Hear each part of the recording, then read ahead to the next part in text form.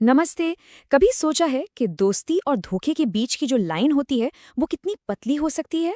आज हम पंचतंत्र की एक बहुत ही मशहूर कहानी की परतों को खोलेंगे, जो जानवरों के जरिए हमें इंसानी रिश्तों की कुछ कड़वी सच्चाइयां सिखाती है। चलिए देखते हैं कि ये कहानी हमें क्या सिखाती है।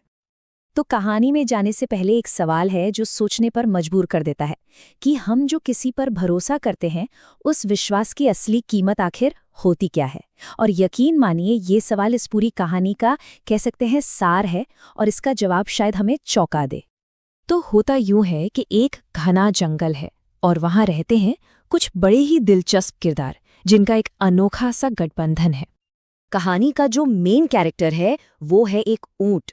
बेचारा उसके मालिक ने उसे बीमार हालत में जंगल में मरने के लिए छोड़ दिया था। लेकिन देखिए किस्मत का खेल, जंगल की हवा पानी जड़ी बूटियों ने उस पर ऐसा असर किया कि वो फिर से ठीक हो गया। पर अब वो इस नई दुनिया में, इस जंगल में एकदम अकेला था। और इसी अकेलेपन में उसकी मुलाकात होती है जंगल के, कह लीजिए, रूलर से। अब इस ग्रुप में कौन कौन है? सबसे पहले तो जंगल का राजा शेर, वो है लीडर। फिर है उसकी शातिर सलाहकार लोमड़ी, और एक कह सकते हैं जासूस या स्काउट, जो है एक कौवा। और अब इस तिकड़ी में एक नया मेंबर आता है, ये भोला भाला ऊंट, जिसे इस दुनिया की कोई खबर नहीं है। और कमाल की बात यह है कि कुछ ही वक्त में ये चारों ऐसे घुल मिल जाते हैं कि लगता है मानो पक्के दोस्त हों। सब कुछ परफेक्ट दिख रहा था, एक खुशहाल परिवार जैसा माहौल। पर सवाल यह है कि जो दिखता है क्या हमेशा वही सच होता है? लेकिन जैसा कि हर कहानी में होता है, एक ट्विस्ट तो आना ही था। एक ऐसी सिचुएशन जो सब कुछ बदल कर रख देती है।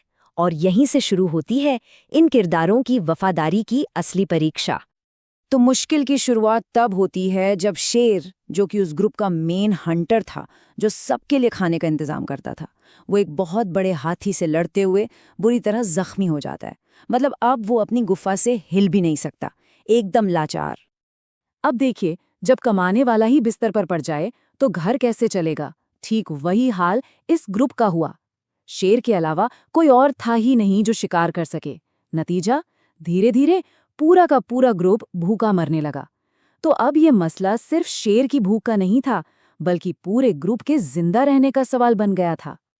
कहते हैं ना, मुश्किल वक्त ही इंसान का असली चरित्र दिखाता है। और यहाँ पर लोमड़ी और कौवे का असली चेहरा सामने आता है। दोनों मिलकर एक ऐसा प्लान बनाते हैं, एक ऐसी चाल चलते हैं जो दोस्ती के पर्दे के पीछे एक बहुत ही खतरनाक खेल था। तो ये सब जो हुआ वो एक सोची समझी साजिश थी, एक पूरा ड्रामा था। सबसे पहले कौवा आगे आता है और कहता है, महाराज आप मुझे खा लीजिए। उसे भी पता था कि वो इतना छोटा है कि शेर का कुछ नहीं होगा। और तुरंत प्लान के मुताबिक लोमड़ी उसे टोक देती है, अरे तुम तो बहुत छोटे हो, तुमसे महाराज की भूख नहीं मिटेगी। और फिर लोमड़ी खुद को पेश करती है। ये सब वफादारी का एक ऐसा दिखावा था, एक ऐसा जाल बिछाया जा रहा था जिसमें फंसना किसी और को था। ये सब एक ड्रामा चल रहा था, एक स्क्रिप्टेड प्ले। लेकिन उस ग्रुप में एक मेंबर था जो इस नाटक को समझ नहीं पाया। और यहीं पर उससे एक ऐसी भोली लेकिन जानलेवा गलती हो जाती है जो दोस्ती के सारे भ्रम को चकनाचूर कर देती है। वो भोला ऊंट ये सब देख रहा था और उसे लगा कि वाह, क्या दोस्ती है, क्या बलिदान है। उसे लगा कि ये सब सच में हो रहा है। तो वो बेचारा अपनी भोली ईमानदारी में आगे बढ़कर कहता है कि अरे आप सब क्यों, मैं तो इतना बड़ा हूँ, मैं अकेला ही न सिर्फ शेर की बल्कि आप सबकी भी भूख मिटा सकता हूँ, तो आप मुझे मारकर खा लीजिए। उसे सच में लगा कि वो अपने दोस्तों के लिए एक बहुत बड़ी कुर्बानी दे रहा है। और बस यही वो पल था। ऊंट ने अपनी बात खत्म की ही थी कि पलक झपकते ही शेर और लोमड़ी उस पर झपट पड़े। सोचिए, एक तरफ ऊंट का वो भोलापन, उसकी सच्ची दोस्ती, और दूसरी तरफ ये क्रूरता, ये बेरहमी। विश्वास के साथ ऐसा धोखा वाकई चौंकाने वाला था।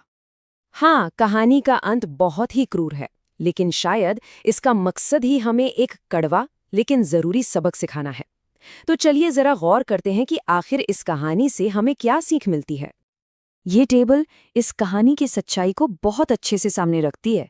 देखिए, एक तरफ है वो जो दिख रहा था और दूसरी तरफ है वो जो असल में था। हमें ऊपर ऊपर से क्या दिख रहा था? दोस्ती, एकता। लेकिन असल में वो क्या था? वो सिर्फ एक मतलब का गठबंधन था। जब तक फायदा था तब तक दोस्ती थी। हमें क्या दिखा? वफादारी, बलिदान का दिखावा। लेकिन उसके पीछे का मकसद क्या था? सिर्फ चालाकी और अपनी जान बचाने की फिक्र। और जिसे हम एक कम्युनिटी, एक समूह समझ रहे थे, वो असल में जंगल का सबसे पुराना और क्रूर नियम था। सर्वाइवल ऑफ द फिटेस्ट, जो सबसे ताकतवर है वही बचेगा।